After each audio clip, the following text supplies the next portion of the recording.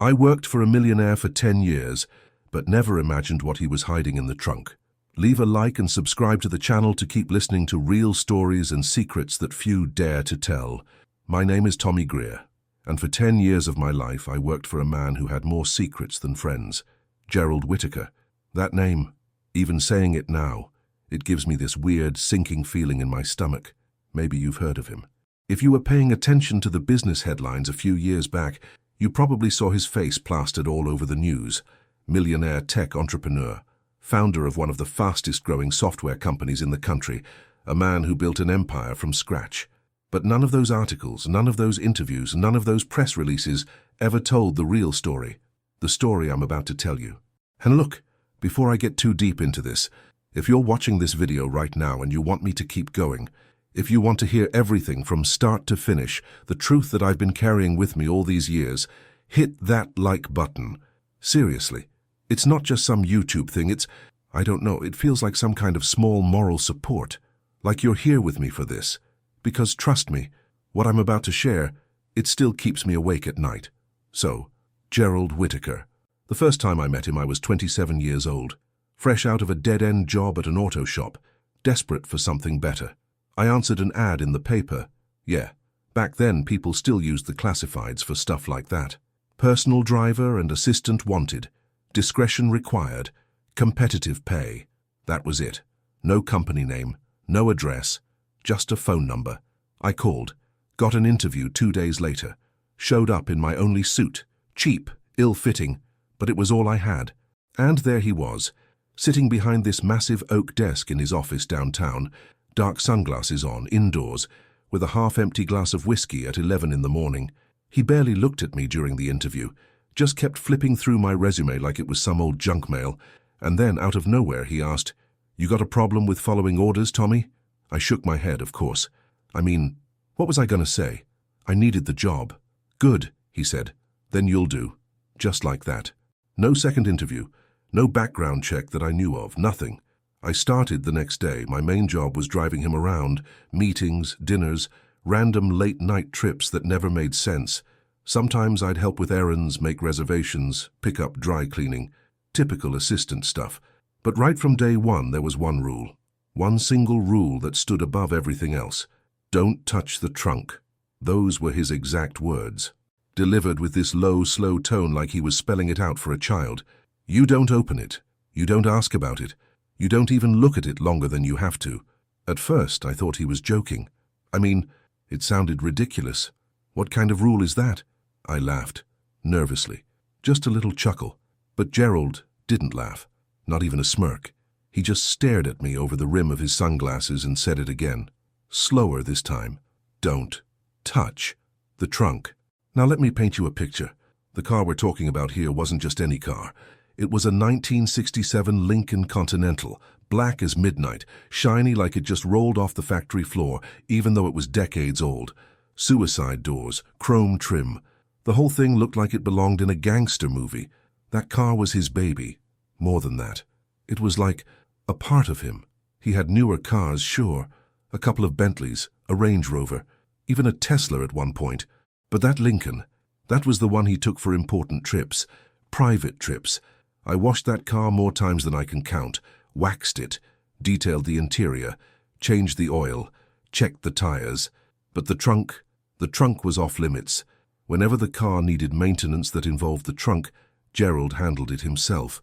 I'd see him out there in the driveway sometimes, late at night, wiping it down like it was some sacred object. I'd catch glimpses of him loading or unloading something, but he always positioned himself between me and the open lid, like he knew I was watching, like he expected it. I lasted about 3 weeks before curiosity got the better of me. One afternoon, we were parked outside one of his properties on the east side of town. Gerald was inside meeting with some real estate guy, and I was sitting in the driver's seat waiting, bored out of my mind.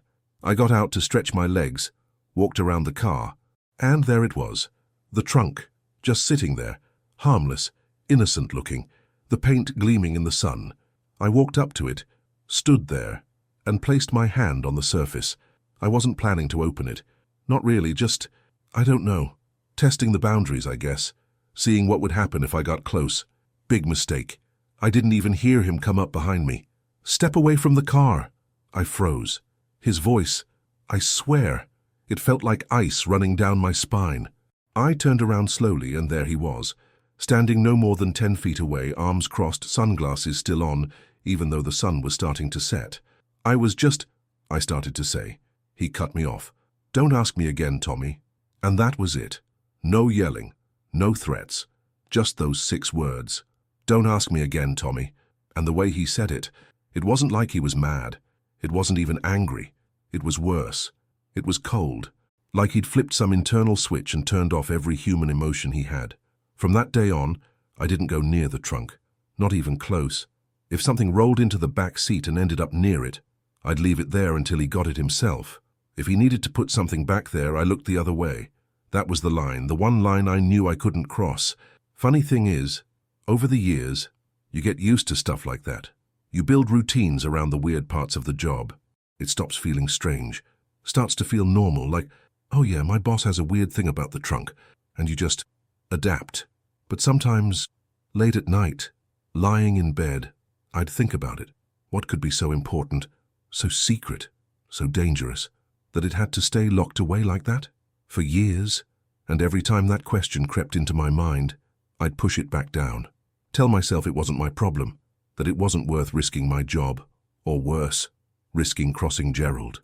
But is it like I said, that trunk, that rule, that line I never crossed? One night, I did, and everything changed. Working for Gerald Whittaker was like living inside a movie where you never got to read the full script. Every day felt like a scene that someone else wrote, and I was just following directions, trying not to mess up my lines. I'd wake up not knowing if the day would involve driving him to some high-rise office downtown or taking him on a 3-hour road trip to a part of the state I'd never heard of before. The first couple of months on the job were rocky, I won't lie. Gerald wasn't exactly what you'd call a people person. He didn't do small talk, didn't ask how your weekend was, never once asked about my family or my life outside of work. For him, I was there to do a job, drive, run errands, keep my mouth shut. And that's what I did. But over time, I started noticing the patterns. Every Friday night, without fail, he'd have me drive him to this private members-only club on the north side of the city, the kind of place where you needed a key card just to pull into the parking garage. The guests wore suits that probably cost more than my entire year's salary. Gerald would disappear inside for hours, and I'd sit in the car, scrolling through my phone or catching a nap if I could. Then there were the parties, the big ones. Twice a year, Gerald threw these massive gatherings at his mansion in the hills. The guest list was a who's who of tech CEOs, politicians, movie producers, and people I'm pretty sure were famous, though I never recognized half of them. My job was always the same on those nights: pick up guests from the airport, drop them off at the mansion, and make sure the Lincoln stayed spotless and ready at a moment's notice. I'd watch from a distance as the champagne flowed and people laughed like they didn't have a care in the world. Gerald, though, he was always different at those parties. Present, but not really there. He'd float from group to group, shaking hands, smiling that tight practice smile, but never actually connecting with anyone. Like he was acting, like he was playing the part of successful millionaire host. But his mind was somewhere else. There was one night I remember clearly, midsummer. The air was thick with humidity. The party was in full swing, music thumping through the walls of the mansion. I was outside near the driveway, leaning against the Lincoln, waiting for my next assignment. And that's when I saw him. Gerald was standing alone at the edge of the balcony, staring out over the city. No drink in his hand, no phone, just standing there, motionless, watching the lights below like he was looking for something, or maybe someone. I don't know why that image stuck with me, but it did. And then there were the late-night drives. Those were the strangest part of the job. They didn't happen often, maybe once or twice a month, but when they did, they always came out of nowhere. I'd get a call at midnight, sometimes later. Be outside in 15 minutes, he'd say. No explanation, no destination. I'd show up, and he'd already be standing in the driveway wearing one of his signature tailored suits, dark sunglasses on, even if it was 2 in the morning. We'd drive, sometimes for an hour, sometimes until sunrise. Long stretches of highway with no music, no conversation, just the hum of the engine and the sound of the tires on asphalt. Occasionally, he'd have me pull over at random gas stations or quiet intersections. He'd get out, Walk a few paces away from the car, light a cigarette, and just stand there. One time we drove all the way to the edge of the state. 4 hours straight, without a single word spoken. When we arrived at some old abandoned warehouse, he told me to wait in the car. He was inside for almost 40 minutes. When he came back out, he looked pale, shaken. He didn't say a thing, just told me to drive him home. And then there were the storage visits. At least twice a month, he'd have me take him to this old storage lot on the outskirts of the city. It wasn't one of those clean, well-lit storage facilities you see on TV commercials. No, this place was grimy. Chain-link fences, flickering lights, rows and rows of rusted roll-up doors. Every time we went there, Gerald insisted on handling the storage unit himself. I was never allowed to step out of the car. He'd pull the key from his pocket like it was made of gold, unlock the door, slip inside, and pull the door shut behind him. Sometimes he'd be in there for 5 minutes, sometimes over an hour. Once, during one of those visits, I caught a glimpse of what was inside the unit. Just for a second. The door didn't close all the way, and through the small gap, I saw shelves lined with plastic containers, stacks of boxes, something large covered with a dark tarp in the back corner. I didn't let myself stare for too long. Because here's the thing about working for someone like Gerald. Curiosity isn't just dangerous, it's a liability. But even with all that, with the weird nights and the long silences, I stayed. There's a strange thing that happens when you work closely with someone for that long. Even when they're distant, even when they keep you at arm's length, you start to feel loyal, not because they've earned it, but because they've let you get just close enough to feel important. Over time, I started handling more for him, picking up sensitive packages, dropping off sealed envelopes to people I'd never met before, making cash deposits at different banks across the city. Nothing illegal, at least nothing that I knew of at the time, but enough to make me feel like I was part of something bigger than myself. I guess I told myself that if he trusted me with those things, then that meant something. But Gerald didn't trust people. Not really. He had this intensity about him, this way of speaking where every word felt calculated. Even when he was being casual, it was like he was testing you, seeing how you'd react. I remember one morning, he called me into his office before we left for a meeting. He poured himself a drink, it was barely past 10, and said, "Tommy, you ever think about loyalty?" I shrugged. "I guess. Loyalty's a strange thing," he said. "Most people, they'll sell it cheap. A little money, a little attention, but real loyalty." He paused, staring at the glass in his hand. "That's rare. That's something you don't find often." I didn't know how to respond, so I just nodded. And that was the end of that conversation, but it stuck with me. Then came the incident that changed everything, or at least started the chain of events that would eventually lead to the night I opened the trunk. It was a Wednesday afternoon. Gerald had a meeting downtown with some investment group. We pulled up in front of one of those skyscrapers with the mirrored windows. I parked the Lincoln, got out, and opened the door for him like I always did. He stepped out, straightened his tie, and said, "Wait here, this shouldn't take long." I nodded. Same routine as always. But this time, something felt different. About 20 minutes later, he came rushing out of the building, fast, almost jogging.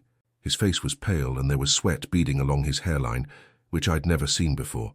Gerald was always composed, always cool under pressure. He threw open the back door, slid inside, and barked, "Drive." I asked, "Where to?" "Just drive." So I did. No questions. We sped through downtown traffic, no destination given, until finally he told me to head back to the mansion.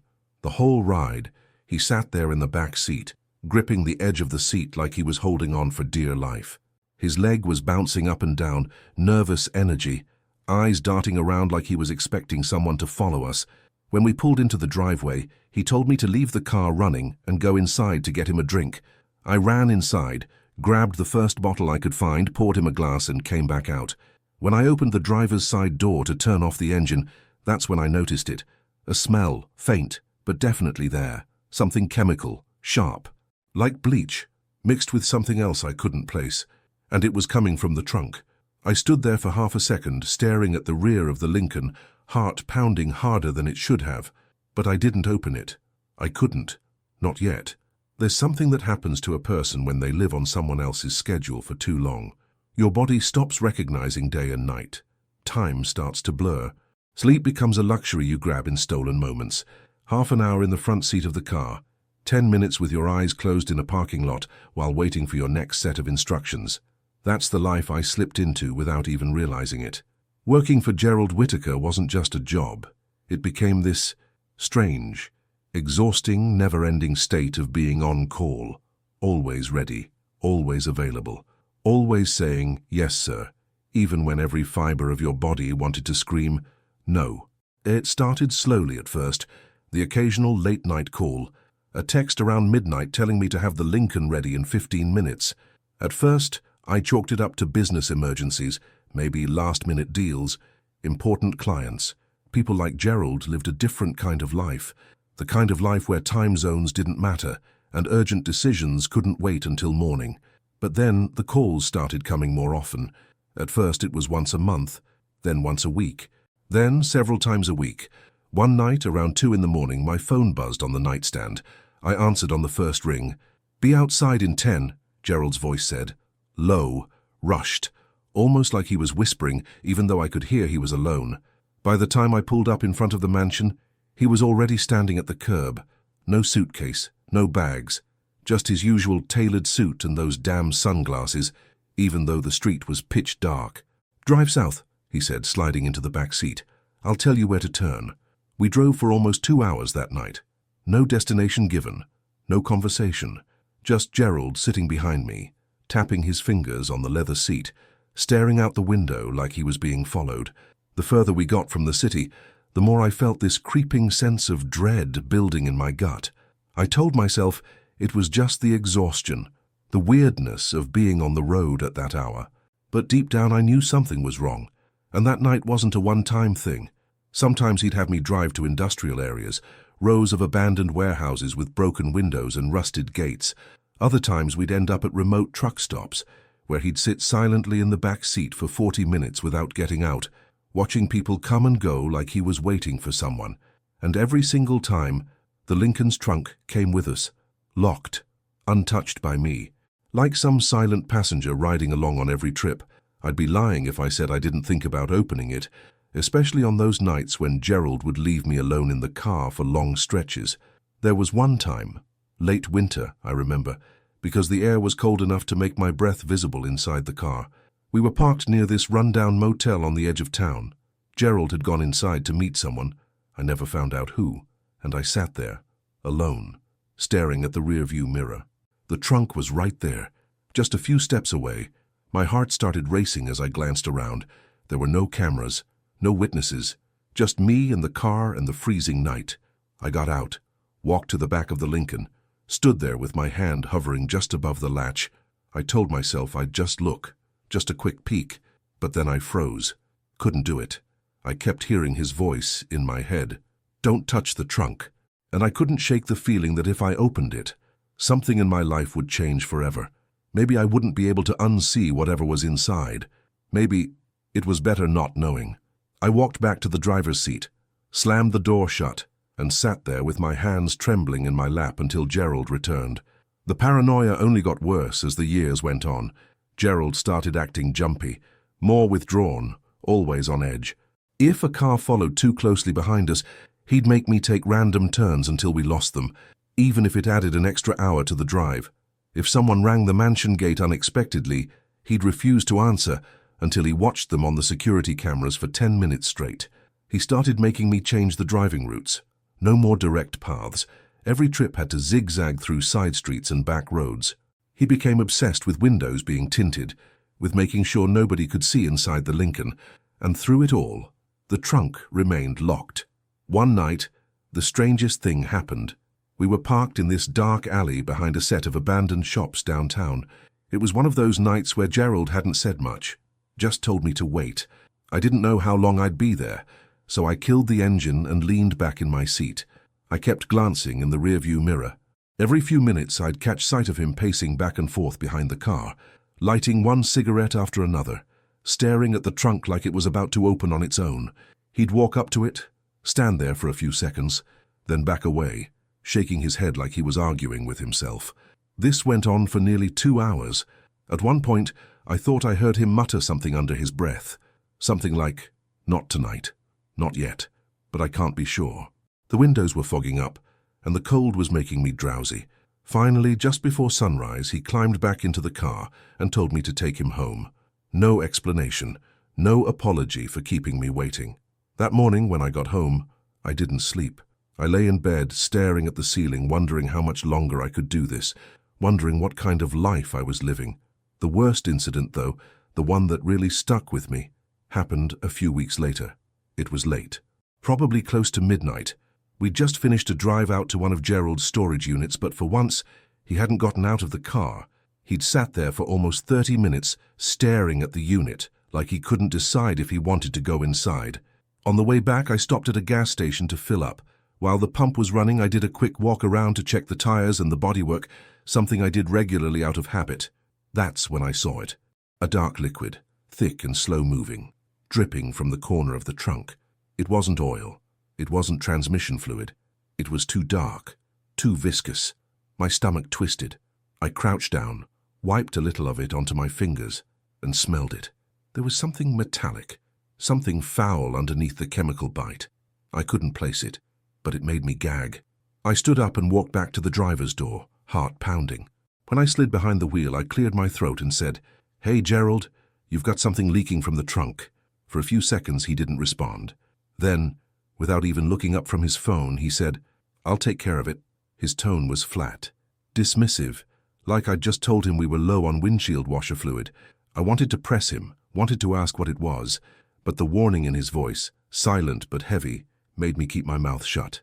That night, when I got home, I stood in the shower for almost an hour, letting the water run over me, trying to shake the image of that dark, slow drip from my mind. But no matter how hard I tried, I couldn't. And deep down, I think that's when I really started to realize, whatever Gerald was hiding, whatever secret lived inside that trunk, it wasn't something I wanted to know. It was a little after 2 in the morning when my phone rang. The screen lit up with Gerald's name, and I stared at it for a second, already feeling that familiar knot forming in my stomach. Late-night calls weren't new by that point. I'd gotten used to them. The sudden texts, the cryptic voicemails, the moments when I'd find myself half awake behind the wheel, driving God knows where. But this time something felt different before I even answered. The second I picked up, I knew it wasn't going to be like the others. "Tommy, I need you to meet me at the storage lot." Gerald's voice cracked through the line, fast, breathy, on the edge of panic. "Now. Right now." I sat up in bed, swinging my legs over the side before my brain had time to catch up. "What's going on? Are you okay?" "No questions," he snapped, but there was something underneath his usual sharpness. Fear. Real, raw fear. I could hear him breathing like he'd been running. "Just get here." Before I could say another word, the line went dead. I threw on the first pair of jeans I could find, grabbed my keys and ran out the door. The rain had started somewhere between the call and me reaching the freeway. It came down hard, thick sheets that made the windshield wipers struggle to keep up. The city looked different at that hour, emptier, darker, almost like the streets were holding their breath. The storage lot sat on the outskirts of town, about 20 minutes from my apartment. By the time I pulled up, my headlights cut through the mist like knives. I parked just outside the gate, the Lincoln already sitting there in its usual spot, like some silent black monument. Its chrome reflected the glow from the single overhead lamp that flickered like it was about to die. And there he was, Gerald, pacing back and forth near the Lincoln, soaked from head to toe. No umbrella, no coat. Just his tailored suit plastered to his skin, dark sunglasses still on like some ridiculous defense against the storm. I stepped out of my car and shouted over the rain, "Gerald, what the hell's going on?" He didn't answer. He just kept pacing, running both hands through his drenched hair, muttering something I couldn't make out. I moved closer, my shoes splashing through puddles. "Talk to me, man. Are you hurt?" That's when he stopped, turned toward me like he'd only just realized I was there. His face was pale, paler than I'd ever seen it. His eyes, even behind the tinted lenses, seemed wider, wilder. Without a word, he pulled the keys from his pocket and tossed them at me. They hit me square in the chest, almost knocking the air out of me, more from the shock than the force. I stood there staring down at the keys in my hand, the familiar weight of the Lincoln's key fob, suddenly feeling heavier than it ever had before. "Gerald," I started, but he didn't wait for me to finish. He turned and ran. I'm not talking about a casual jog or some dramatic movie walk-off. I mean, he took off like a man being chased by demons, full sprint, splashing through puddles, disappearing down the alley between two storage buildings. I called after him, shouted his name again and again, but he never looked back. I stood there, frozen, the rain soaking through my clothes, the keys trembling in my fist. I didn't know what to do. Part of me wanted to run after him, try to catch up, make sure he was okay. But another part, the louder part, kept my feet glued to the ground, because suddenly there was something else demanding my attention. The Lincoln. It sat there, quiet, too quiet, the rain sliding off its sleek black surface, the chrome grille glistening like teeth in the dark, and then there was the trunk, sitting there, closed like it always was. But somehow, now, it felt like it was looking back at me. I swallowed hard, my throat dry despite the rain. For the first time in 10 years, I was completely alone with the car. No Gerald watching, no reason to hold back. The keys were right there in my hand. The barrier that had kept me from the truth all these years was gone. Every nerve in my body was screaming at me. Walk away. Get back in your own car. Drive home. Pretend this night never happened. But there was another voice, the one that had whispered in the back of my mind for years, the one that had kept me up on sleepless nights, wondering what the hell I'd gotten myself into. I took a shaky step toward the Lincoln, then another. The rain dripped from my hair, slid down my face, soaking through my shirt. My heart hammered against my ribs like it was trying to escape. I stood there at the rear of the car, staring down at the trunk like it was some ancient relic that had been waiting for this exact moment, waiting for me. My fingers closed around the key. I could barely breathe. This was the moment. The line I wasn't supposed to cross, and I knew, deep in my gut. Once I opened that trunk, nothing in my life would ever be the same again. The rain felt like it was drilling holes into my skin, cold, relentless, like the sky itself was warning me to stop, turn back, leave it alone. But my hand was already gripping the key tighter than it ever had before. My thumb hovered over the button to pop the trunk open. I could feel my heart pounding so hard it almost made my vision blur. For years, I'd imagined this moment, wondered about it, pictured all kinds of scenarios in my head. Money, drugs, weapons, maybe even some kind of illegal tech equipment. Every theory I'd ever come up with suddenly felt too small, too innocent, for the sheer weight pressing down on me now. I stepped closer. My shoes squelched in the pooling water below, and the metallic scent of rain on asphalt filled my lungs. But underneath that, something else, something foul, rotting and chemical at the same time, the kind of smell that makes your stomach turn before your brain can even process why.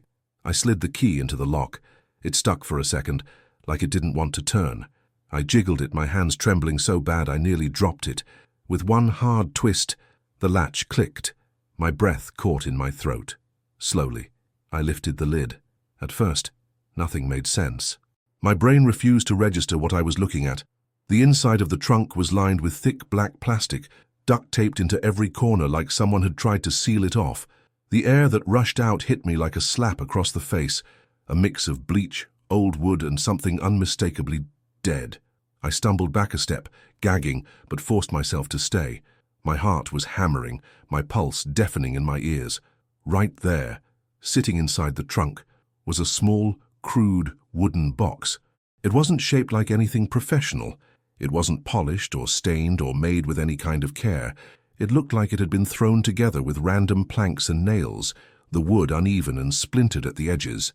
The lid was nailed shut, but some of the boards had started to warp from moisture, leaving tiny gaps along the seams. For a second, I just stood there, staring, hoping, praying that I was wrong about what I thought it was. But deep down, I already knew. With shaking hands, I reached for the corner of the lid where one of the boards had pulled loose.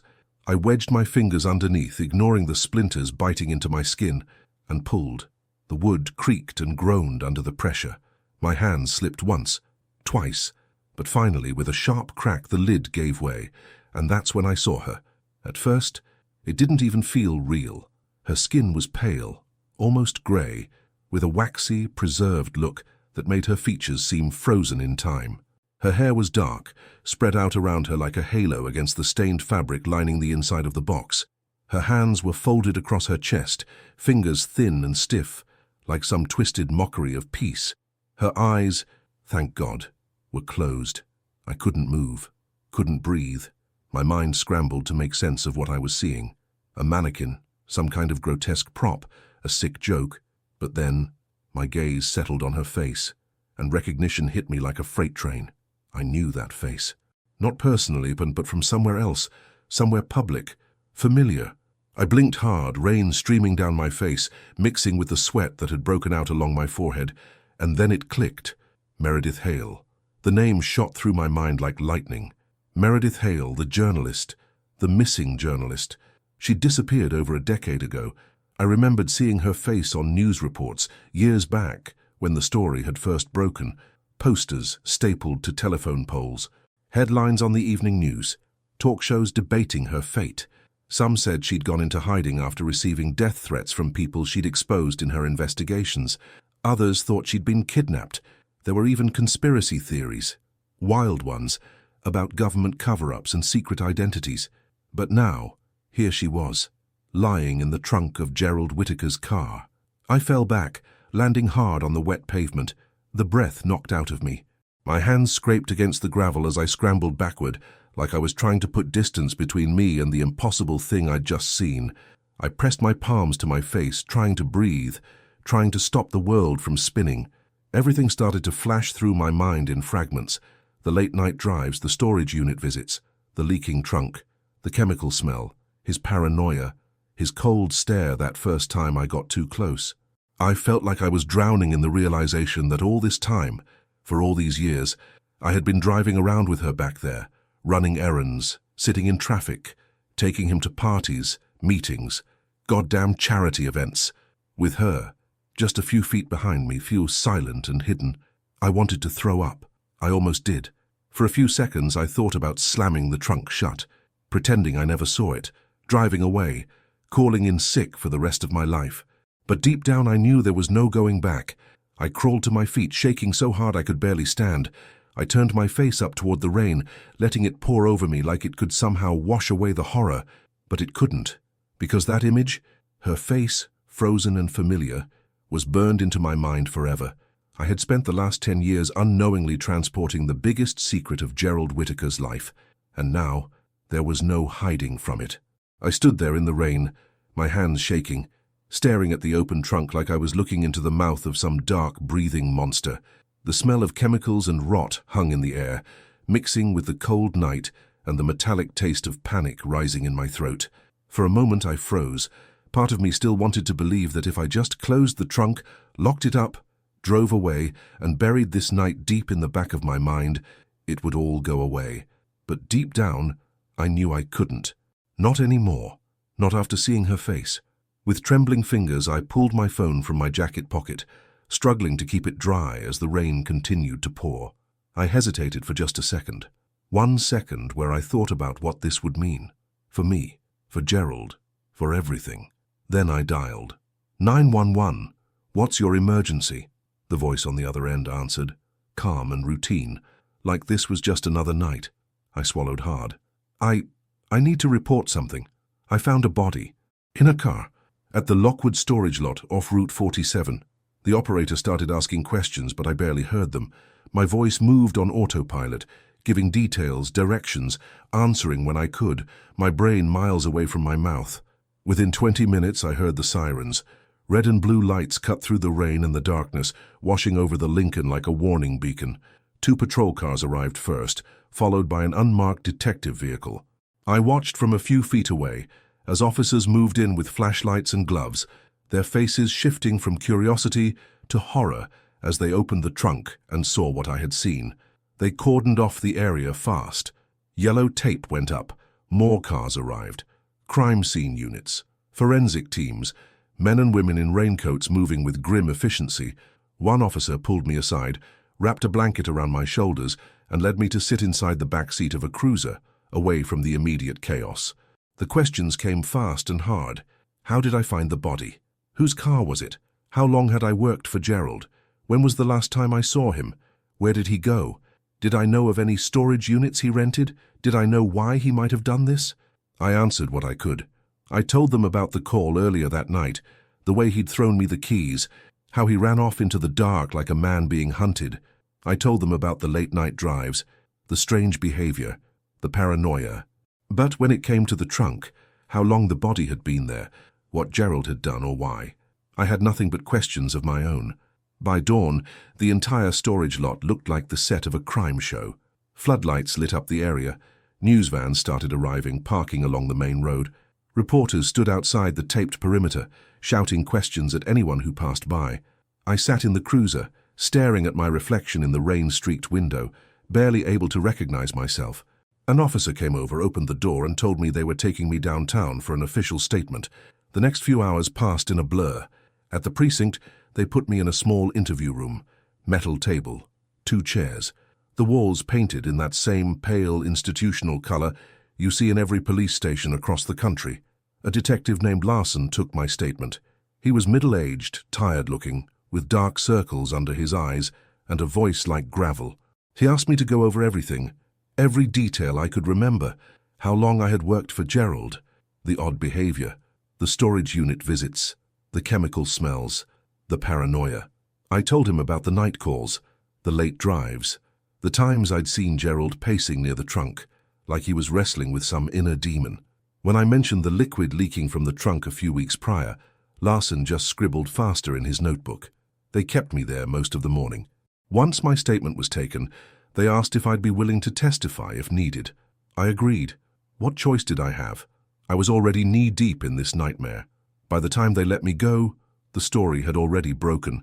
I stepped out onto the street and saw my phone screen lighting up with missed calls and texts from numbers I didn't recognize. Reporters, probably. Friends. Strangers. I didn't answer any of them. I drove straight home.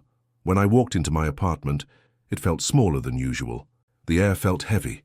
I sat on the edge of the couch, turned on the TV almost without thinking, and there it was. Breaking news on nearly every channel. Body found in millionaire businessman's car. Gerald Whittaker linked to missing journalist case. Meredith Hale mystery. Shocking discovery after 12 years. I sat there in silence as images flashed across the screen. Shots of the storage lot swarming with investigators. Old footage of Meredith Hale, smiling during one of her last televised reports before she disappeared all those years ago. Pictures of Gerald from tech conferences, charity galas, magazine covers, his signature dark sunglasses, and cold, unreadable expression in every single one. I watched as analysts and anchors speculated about what had happened. They dug into Gerald's background, his business dealings, his personal life, or lack thereof. And then, the bombshell. One reporter stood in front of the courthouse, holding a stack of old case files. Sources close to the investigation say that Meredith Hale was working on an expose about Whittaker's company at the time of her disappearance. Allegations of fraud, offshore accounts, and illegal financial activities stretching back over a decade. Authorities believe that when Hale got too close to exposing the operation, Whittaker silenced her, permanently. My stomach turned. I leaned forward, my hands trembling as the news continued. There were interviews with Meredith's former colleagues who described how determined she had been, how she wasn't afraid to confront powerful people, how she'd told friends she was on the verge of uncovering something massive. One of her friends, another journalist, was crying on camera saying, "We always feared something like this happen, but never imagined this." I sat there, numb, trying to process the reality that for years I'd been part of this, unknowingly helping him cover up a murder just by doing my job. Driving him, protecting that car like it was sacred, keeping my distance from the trunk like he wanted. The guilt hit me like a wave. Every memory of every mile I drove in that Lincoln felt like poison running through me. My phone buzzed again, another unknown number. I let it go to voicemail. By early evening, new footage rolled across the screen. Grainy cell phone video from a gas station near the southern border. The news anchor's voice cut through my haze. Authorities now believe Gerald Whittaker fled the city shortly after abandoning his vehicle. Surveillance cameras picked him up at multiple locations heading south. This footage, captured less than 24 hours ago, shows a man matching Whittaker's description attempting to cross into Mexico using a fake passport. The screen showed him, Gerald, standing at the counter of a small roadside bus terminal, wearing a baseball cap and oversized hoodie, sunglasses still in place, even indoors. The video caught the moment two Border Patrol agents approached him. He tried to run, didn't get far. They tackled him just outside the building, dragging him to the ground as bystanders recorded the scene on their phones. The anchor continued. Whitaker was taken into custody without further incident. He is now being held without bail pending formal charges. I leaned back against the couch, staring at the ceiling. For the first time in days, I felt something like air filling my lungs again. But with it came the heavy, undeniable truth. It was over, at least the part where Gerald ran free. But for me, this nightmare had only just begun. The first time I saw Gerald again after that night was in the courtroom. It had been about 3 months since his arrest. 3 months of interviews with detectives, meetings with lawyers, and sleepless nights spent replaying every moment I'd ever spent in that car with him. 3 months of reporters camped outside my apartment building, shoving microphones in my face every time I tried to go buy groceries. 3 months of waking up in the middle of the night, heart pounding, hearing echoes of that trunk lid creaking open in my dreams. And now, here I was, sitting on a wooden bench inside a cold, sterile courtroom, staring across the room at the man I'd spent a decade working for, the man I'd trusted, the man who, for 10 years, had controlled my life with his silent stares and cold commands. Gerald sat at the defendant's table wearing a dark grey suit, thinner than I remembered him, like the weight of everything had finally started to chip away at him. But despite that, he still wore the sunglasses, still held that rigid, unreadable posture, like he was above all of this. When the bailiff called my name and I stood up to take the witness stand, my knees almost gave out beneath me. The courtroom fell silent. I could feel dozens of eyes on me, jurors, journalists, strangers, even Meredith's family sitting in the front row, watching me with a mix of curiosity and quiet judgment. The prosecutor started with easy questions: my name, my occupation, how long I worked for Gerald, where I was on the night in question, what I found in the trunk. I answered everything honestly, my voice shaking at first but gaining strength the longer I spoke. Then came the harder questions. During your time working for Mr. Whitaker, did you ever suspect he was capable of something like this? Did he ever confide in you about Meredith Hale or her investigation? Were you aware that you were driving a vehicle containing her body for several years? Each question felt like another knife twisting in my gut. I kept my answers clear, steady, but short. No, no, no. I didn't know. I didn't suspect. I didn't help. I told them about the rules, the strict boundaries he set from day one, about the late-night drives, the storage unit visits, the paranoia. I described the smell from the trunk, the chemical leaks, the times I almost opened it but didn't. The defense attorney tried to rattle me, tried to paint me as someone complicit, said things like, "So you mean to tell this court that you never once thought to report your suspicions? And you worked for him for 10 years and never questioned what he kept hidden?" Every time I bit back the urge to scream. Instead, I answered the way I had to, calm, factual, letting the truth stand on its own because deep down I knew the real truth. I had been a coward, too loyal, too scared, too willing to ignore what I didn't want to see. But I wasn't a criminal, and the prosecution made sure the jury understood that. The evidence against Gerald was overwhelming. Beyond my testimony, there were financial records connecting him to Meredith's investigation. Email drafts she had saved before her disappearance, naming Gerald and his illegal offshore accounts, surveillance footage from the night she went missing, showing his car near her last known location, even traces of her blood found inside one of the storage units. The trial lasted 3 weeks. Every day I sat in the same spot, watching it all unfold like some slow-motion disaster movie. Watching as witnesses took the stand, former employees, financial experts, law enforcement agents, laying out the case piece by piece. Gerald never spoke. Not once. Not during the trial. Not to the press. Not even to his own defense team, from what I heard. He sat there like a statue, stone-faced behind those dark glasses, as if none of this touched him. The verdict was unanimous. Guilty. First-degree murder. Evidence tampering. Fraud. Conspiracy. When the judge sentenced him to life in prison without the possibility of parole, Gerald didn't flinch, didn't blink, just stood there as the handcuffs clicked back around his wrists and the guards led him away.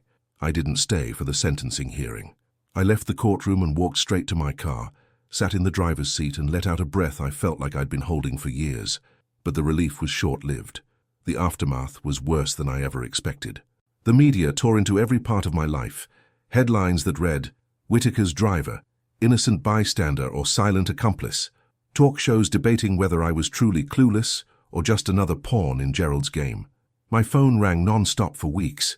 Journalists, old acquaintances I hadn't heard from in years, even strangers on social media, sending me messages ranging from sympathy to outright hate. Walking into a grocery store became a nightmare. People whispered, stared, some pointed. One woman actually spat at my feet as I stood in line for coffee. "You should have known," she hissed before walking away. Neighbors stopped saying hello. Friends stopped calling. I'd catch people standing across the street from my apartment, snapping photos like I was some zoo exhibit. But the worst part wasn't the public judgment. It was the guilt. Every night when I closed my eyes, I saw her face. Meredith, lying there, frozen in time. The thought that I had driven that car countless times and with her back there rotted away any sense of peace I had left. I started having nightmares. Sometimes I'd dream that I was driving endlessly through the city with no destination, no end in sight. Just miles and miles of dark roads and the sound of something shifting in the trunk behind me. Other nights, I'd dream that I opened the trunk again, only this time, it wasn't Meredith lying there. It was me. Eventually, I couldn't take it anymore. I packed up what little I had and left the city. No goodbye calls, no forwarding address. I drove south until the highway turned to dirt roads, then kept driving. Now, I live in a small coastal town where nobody knows my name. I work at a garage fixing engines and changing tires. No more suits, no more late-night calls, no more answering to anyone. Some nights when the rain falls just right, I still hear the echo of that trunk lid in my head, that sharp crack, that creak, that smell. And even now, part of me wonders if I could have done something sooner, if I had opened that trunk years ago. Would she still be alive? It's a question I'll probably carry with me for the rest of my life. The salt in the air here sticks to everything. The windows, the tools in my shop, even the skin on the back of my neck when the wind shifts just right off the ocean. But I don't mind it. Not really. It's a small price to pay for peace. Horse, at least the closest thing to peace I'm ever gonna get. I've been living in this coastal town for almost 2 years now. Small place. One gas station, one diner, and a handful of stores that close by 8 o'clock every night. People here keep to themselves. No one asks too many questions, and I make damn sure not to give them reasons to. I rent a little one-bedroom place behind the garage where I work. It's nothing fancy, just 4 walls and a roof, but it's mine. After everything that happened back in the city, it's more than I ever thought I'd want. My days now are simple: oil changes, tire rotations, brake jobs, stuff I can do with my hands, stuff that makes sense. Machines don't lie to you. They don't hide bodies in their trunks. They either work or they don't. And when they don't, there's always a reason you can find if you're willing to look close enough. Most nights, after locking up the shop, I'll take a walk down to the beach, sit on the rocks and just listen to the waves crashing against the shore. It helps, a little, at least until the memories start creeping back in, and they always do. I still see it. That night, the rain, the cold, the way Gerald looked when he handed me the keys.